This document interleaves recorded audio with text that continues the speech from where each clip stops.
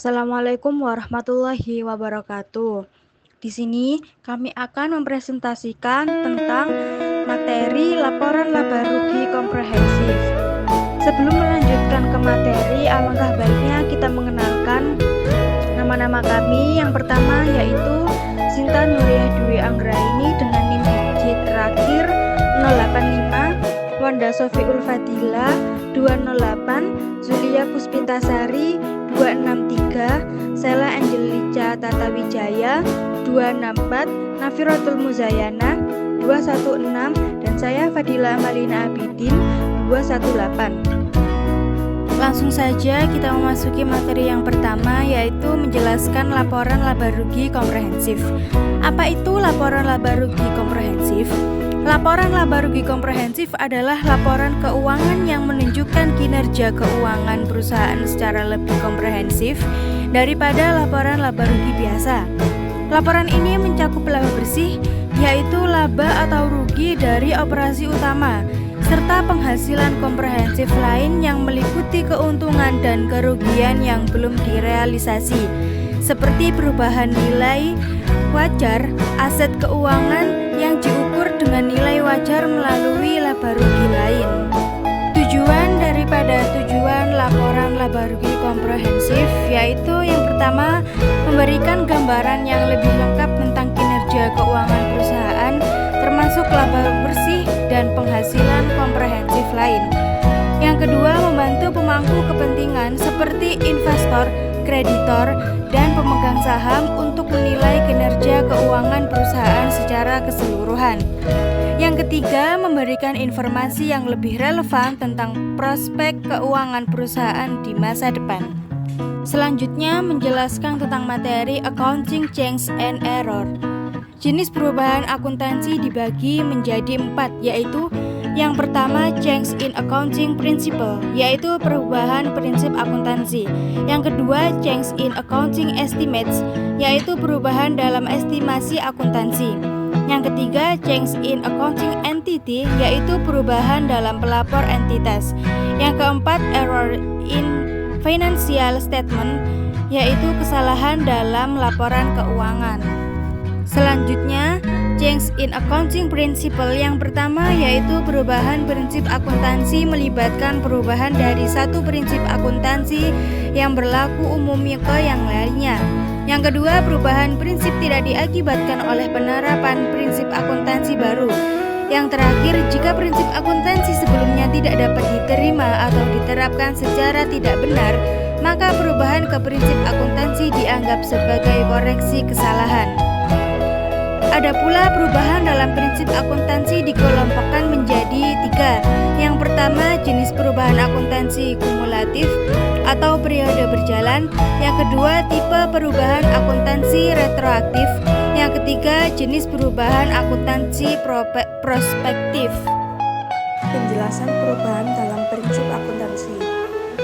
Yang pertama, perubahan akuntansi kumulatif adalah perbedaan tahun sebelumnya antara metode baru dengan metode lama. Penyesuaian harga dilaporkan pada periode tahun berjalan saja. Perusahaan tidak mengubah laporan keuangan periode sebelumnya. Dan yang kedua, perubahan akuntansi retroaktif, menyusun kembali laporan keuangan periode sebelumnya atas dasar konsistensi periode baru yang diterapkan. Prior period statement atas dasar yang konsisten dengan prinsip yang baru diadopsi. Yang ketiga, perubahan akuntansi prospektif, hasil yang dilaporkan sebelumnya tidak dapat diubah. Saldo awal tidak perlu disesuaikan. Penyesuaian tidak bisa dilakukan pada periode berjalan karena laporan sebelumnya sudah final. Selanjutnya, 5 situasi yang memerlukan penyajian kembali semua pernyataan periode sebelumnya. Yang pertama ada change from the LIFO inventory method to another method, atau perubahan dari metode persediaan LIFO ke metode lain. Yang kedua, a change in the method of accounting for long-term construction type contracts, atau perubahan metode akuntansi untuk kontrak jenis konstruksi jangka panjang.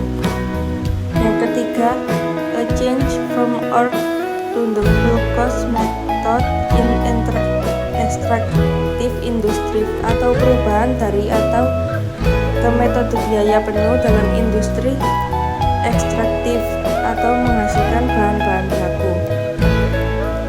Yang keempat, penerbitan laporan keuangan untuk pertama kalinya untuk memperoleh model ekuitas.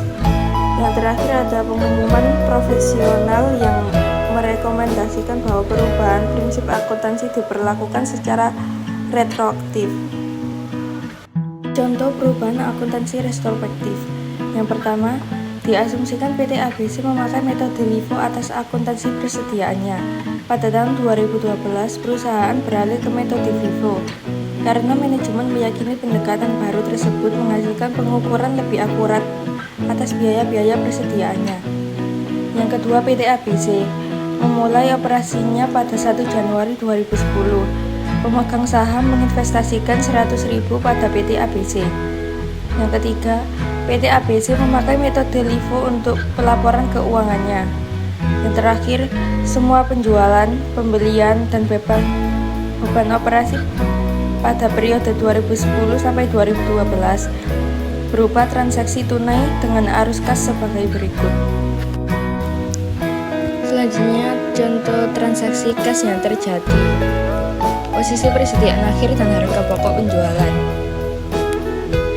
Yang tabel kiri yaitu transaksi keuangan tahun 2010, 2011, dan 2012. Penjualannya 300.000 setiap tahun. Pembelian meningkat dari 90.000 ke 160.000 ke 170.000. Beban operasional konstan di 100.000. Arus kas operasinya menurun dari 110.000 ke 40.000 ke 30.000. Yang tabel kanan yaitu persediaan akhir, menunjukkan nilai persediaan akhir berdasarkan metode LIFO dan FIFO. Ada juga kolom selisih antara keduanya. Misalnya, tanggal 31 Desember 2010, LIFO-nya 10.000 dan FIFO-nya 15.000. Jadi selisihnya yaitu 5.000. Selanjutnya di tabel kiri ada tabel HPP atau harga pokok penjualan tahun 2010 sampai 2012, menampilkan HPP berdasarkan metode LIFO dan FIFO, disertakan selisih antara kedua metode.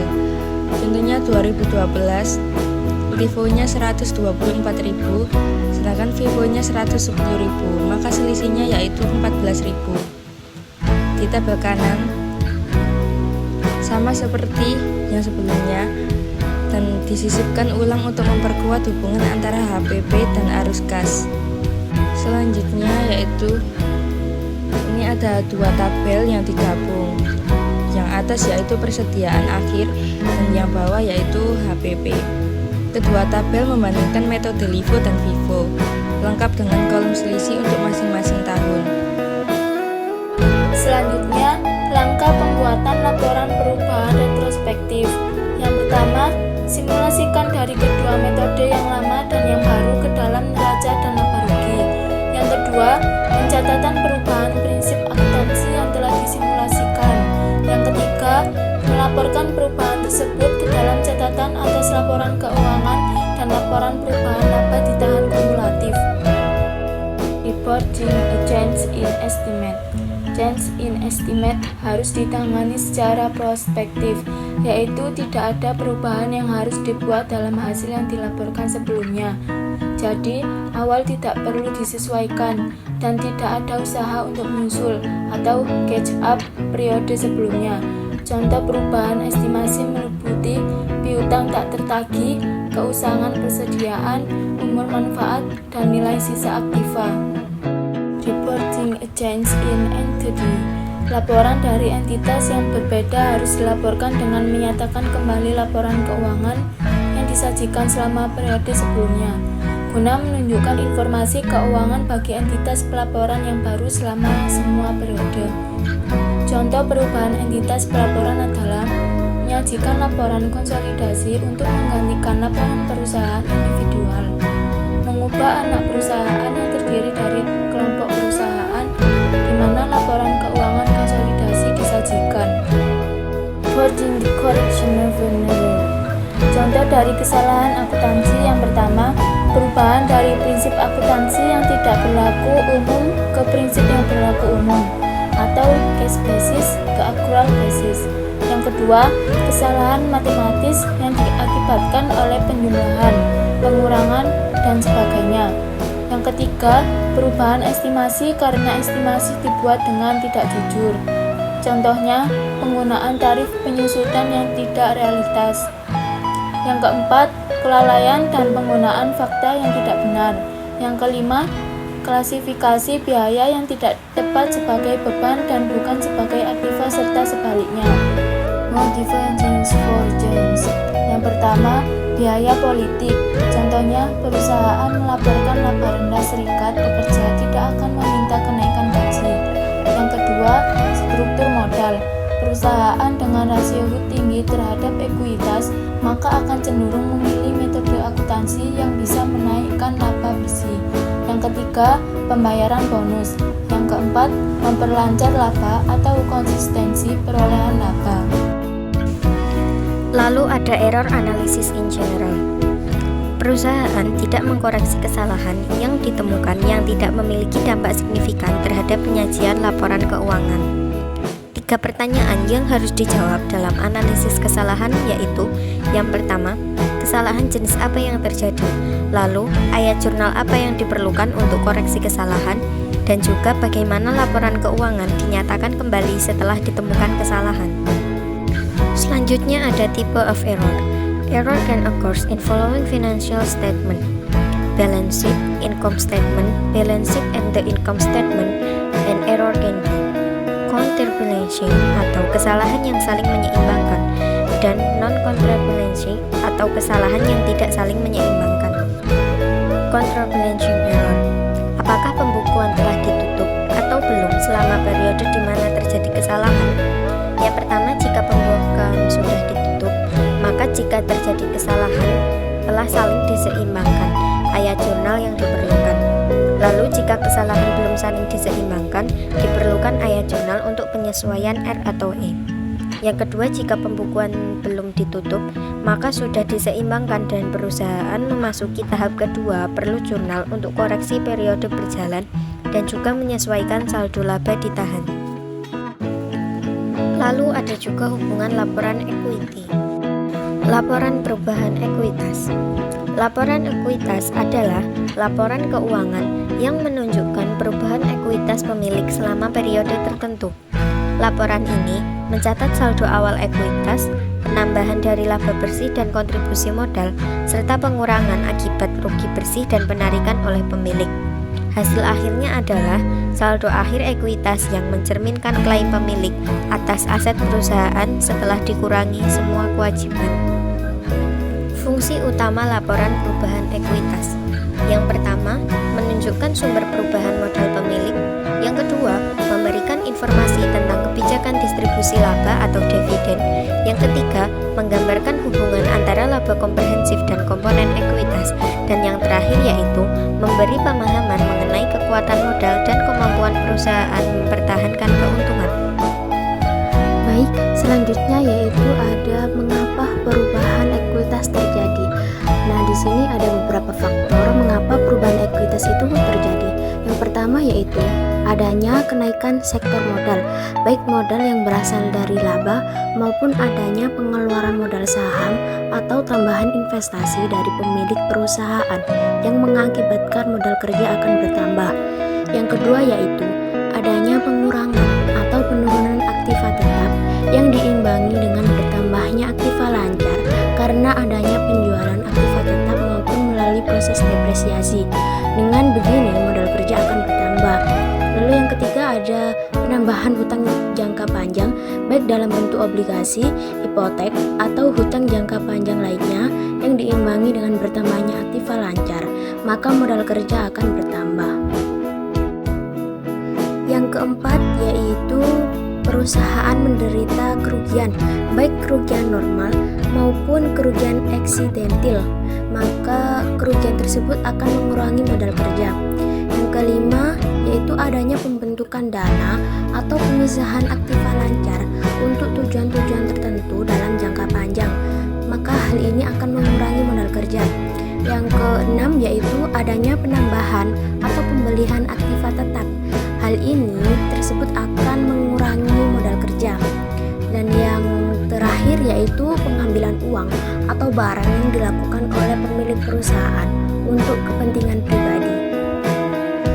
Dan di slide ini ada hubungan laporan ekuitas dengan laporan keuangan lainnya. Yang pertama yaitu pada laporan laba rugi. Laba atau rugi bersih yang dihasilkan selama periode berjalan akan menambah atau mengurangi ekuitas pemilik. Nah, nilai laba bersih ini dari laporan laba rugi dipindahkan ke laporan ekuitas sebagai salah satu komponen utama perubahan ekuitas.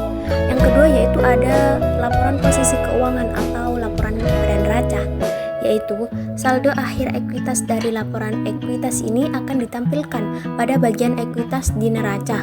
Nah, dengan demikian laporan ekuitas ini menjadi jembatan antara laporan laba rugi dan neraca yang akan memastikan bahwa perubahan ekuitas ini tercermin secara akurat dalam posisi keuangan akhir perusahaan.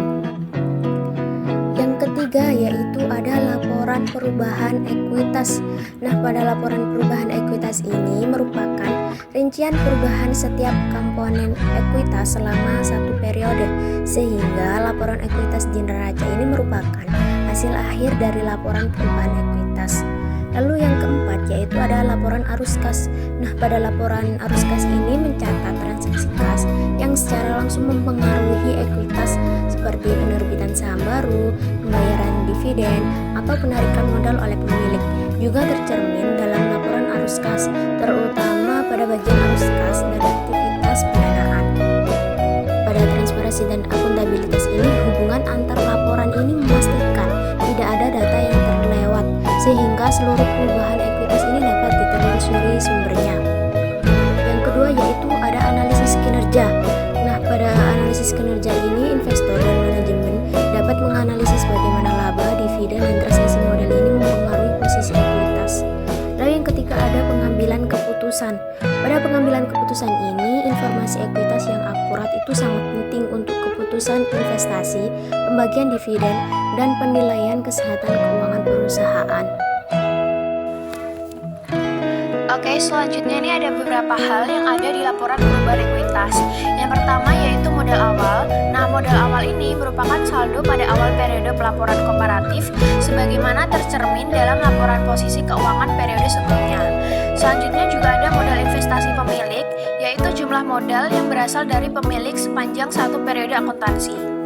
Terus juga ada perolehan laba atau rugi, yaitu hasil laba bersih ataupun rugi bersih perusahaan sepanjang satu periode akuntansi. Terus di sana juga ada pengambilan pribadi atau biasa disebut dengan prive, yaitu pengambilan uang untuk kepentingan pribadi oleh pemilik perusahaan sepanjang satu periode akuntansi. Yang selanjutnya ada modal akhir, yaitu modal yang didapat pada akhir tahun. Nah, ada juga laba bersih yang terkandung pada laporan perubahan modal harus sama dengan jumlah laba bersih yang didapat pada laporan laba atau rugi.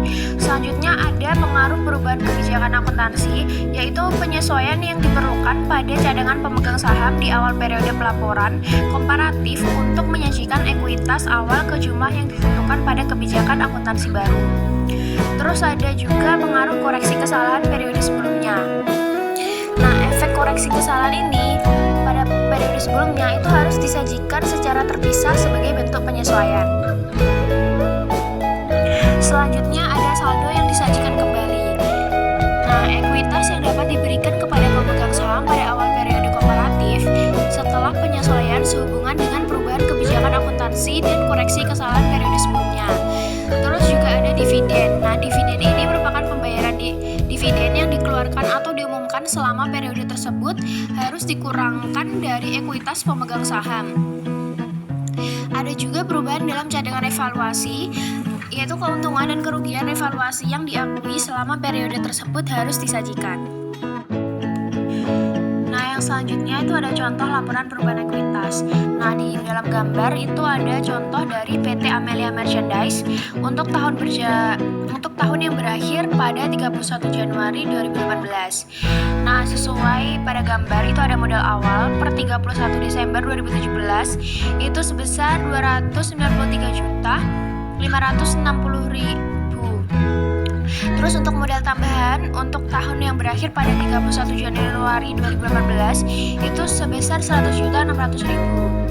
Terus ada juga saldo laba ditahan per 31 Desember 2017 sebesar 917.297.687,14. Terus untuk saldo laba tahun berjalan untuk tahun yang berakhir pada 31 Januari 2014 itu sebesar 354.211,41. Untuk dividen tahun yang berakhir 31 Januari 2014 itu 0.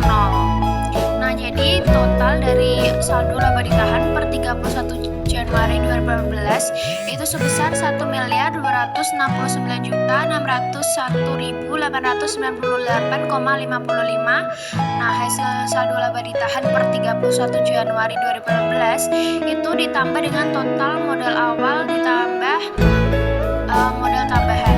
Jadi nanti 1.299.601.898,55 itu ditambah dengan 293.560.000 dan ditambah juga dengan 100.600.000. Jadi modal akhirnya itu nanti akan didapat sebesar 1.761.898,55. Kesepian tanpa kekasih, cukup sekian dan terima kasih.